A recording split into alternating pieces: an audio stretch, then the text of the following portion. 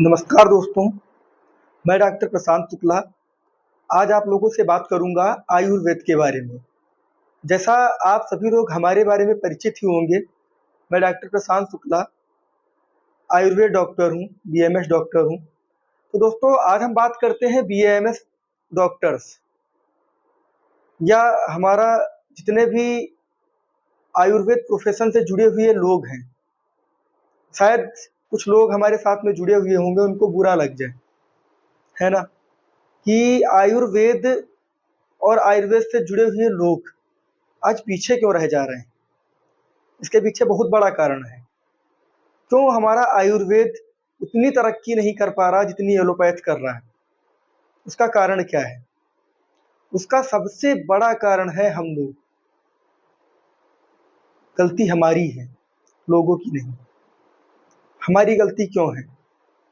हमारा कोई भी साथी जब बीएएमएस में एडमिशन लेता है, आयुर्वेद की पढ़ाई करने के लिए जाता है, और फर्स्ट ईयर से लगा के फाइनल ईयर तक वो वहाँ पे जितना भी पढ़ता है, आयुर्वेद के बारे में भी पढ़ता है, मॉडर्न के भी बारे में पढ़ता है। लेकिन आजकल मोस्टली बच्चे क्या करते हैं कि टारगेट आयुर्वेद रहता ही नहीं है। एमबीबीएस की सीट नहीं मिली, बीएएमएस में चले गए, वहां से बीएमएस की डिग्री ले लिया और अपना शुरू हो गए किसी हॉस्पिटल में नौकरी करके एलोपैथ की, है ना। तो हमारा आयुर्वेद बढ़ेगा कैसे? आज किसी भी हम आयुर्वेद के डॉक्टर के पास में जाते हैं, जो हमारे पुराने डॉक्टर हैं, वैद्य हैं, अच्छे वैद्य हैं, मैं उनकी बात नहीं कर रहा, ठीक है।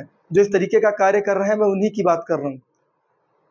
आयुर्वेद डॉक्टर हैं, बीएमएस किए हुए हैं या फिर सीखे हुए हैं, जो भी है आयुर्वेद के नाम पे। आज जब हमारे किसी पेशेंट को फीवर आता है, तो हमें याद ही नहीं आता कि त्रिभुवन कीर्ति रस क्या है, गिलोय नाम की भी कोई चीज है। हमें याद ही नहीं आता महा जोरांकुश नाम की कोई टैबलेट भी आती है। हमें याद ही नहीं आता कि महासुदर्शन नाम की कोई चूरन या टैबलेट भी आती है।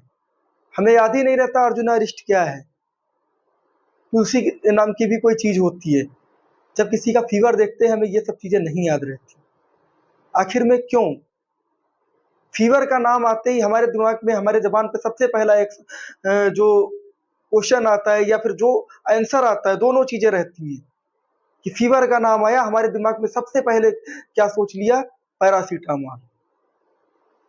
हम सोचते ही नहीं कि हमारे आयुर्वेद में हमारे पास में क्या है, कैसे हम आयुर्वेद से इलाज कर सकते हैं।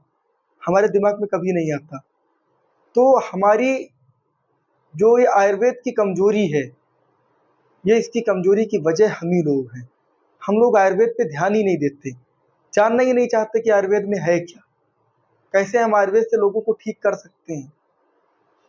दोस्तों, मेरी आप सभी लोगों से रिक्वेस्ट है कि हम आयुर्वेद से जुड़े हुए लोग हैं।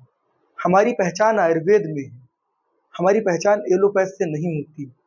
एलोपैथ में हम किसी हॉस्पिटल में जब काम करते हैं ना, तो जब कोई वहाँ पे विजिट आती है, चेकिंग आती है, तो हम बीएमएस डॉक्टर्स वहाँ पे छिपाए जाते हैं।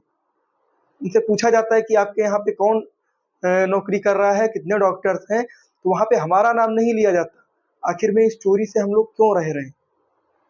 हमारा एक खुद का प्रोफेशन है, खुद की पैथी है, तो हम अपनी पैथी के साथ क्यों नहीं जीते? तो दोस्तों, आप सभी लोगों से मेरी रिक्वेस्ट है कि आप लोग अपनी पैथी पे फोकस करें, अपने का अध्ययन करें, अपने पे काम करें, अपनी पहचान बनाएं, आयुर्वेद को नंबर 1 पे ले जाने का कार्य करें।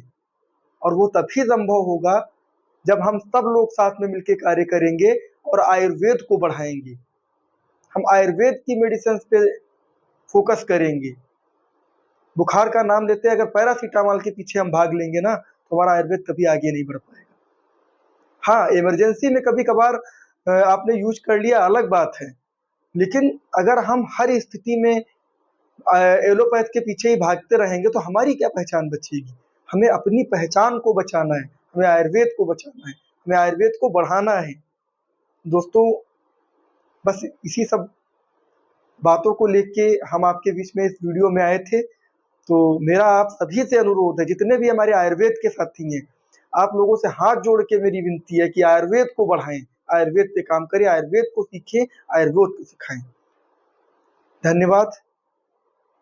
जय धन्वंतरी, जय आयुर्वेद।